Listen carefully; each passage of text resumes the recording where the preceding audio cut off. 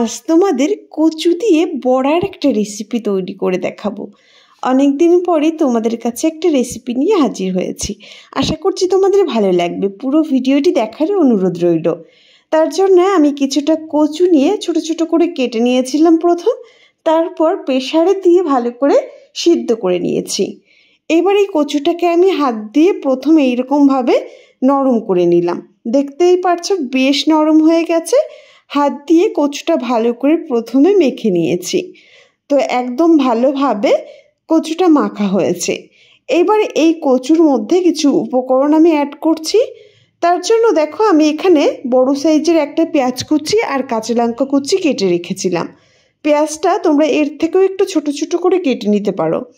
পেঁয়াজ আর কাঁচা লঙ্কা কুচি অ্যাড করার পর 1 চামচ দিয়ে দিলাম জিরে, আদা আর শুকনো লঙ্কা বাটা।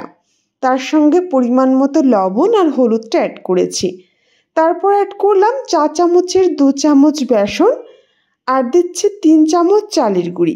এই মাপ করেই আমি সব উপকরণগুলো নিয়েছি। কচুর পরিমাণটা বাড়িয়ে দিলে পরিমাপগুলো একটু বাড়িয়ে দিতে হবে। এবার সব কিছু হাত দিয়ে ভালো করে মিশিয়ে নিচ্ছি।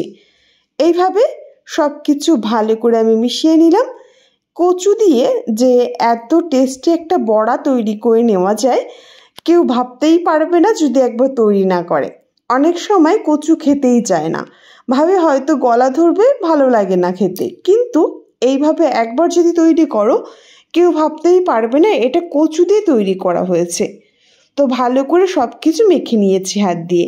তো একদম ঘনত্বটা পারফেক্ট রয়েছে, আর কিছুই আমি অ্যাড করলাম না। এবারে হাত দিয়ে একটা শেপ তৈরি করে নেব। তার জন্য আমি ঠিক এইরকম গোল গোল করে প্রথম বলের মতো তৈরি করে হাত দিয়ে একটু চ্যাপটা করে এরকমভাবে বড়াগুলো আমি তৈরি করে নিচ্ছি। তোমরা তোমাদের ইচ্ছা মতো শেপ করে তৈরি করে নিতে পারো। এবার কড়াইতে কিছুটা রিফাইন তেল বসিয়ে দিয়েছিলাম। তেলটাও বেশ গরম হয়ে গেছে। খুব বেশি তেলে ভাজার প্রয়োজন নেই, মিডিয়াম হালকা তেলে ভেজে নিলেই হবে। তো দেখো এক সাইড ভাজা হয়ে গেলে উল্টে দিয়েছি, আর আঁচটাকে অনবরত লো টু মিডিয়ামে রেখেই ভেজে নিয়েছি। এতে কিন্তু ভীষণ মুচমুচে হয় আর খেতেও ভীষণ ভালো লাগে। লো টু মিডিয়াম আঁচে দু সাইডটাই বেশ লালচে রং ধরে ভেজে তুলে নিলাম। বাকি যেগুলো রয়েছে সেগুলো একই রকমভাবে লালচে রং ধরে ভেজে নিয়েছি। আশা করি তোমরা দেখেও বুঝতে পারছো কতটা মুড়মুড়ে হয়েছে। অসাধারণ খেতে হয়, একবার অন্তত ট্রাই করে দেখতে পারো। যেমনি টেস্টি হয়, বানানো একদম সহজ, একদম ইউনিক একটা রেসিপি। একবার ট্রাই করলে বারবারই কিন্তু তৈরি করতে মন চাইবে। তো বন্ধুরা, রেসিপিটি কেমন লাগলো কমেন্টে জানাতে ভুলো না। ভালো লাগলে পাশে থেকো।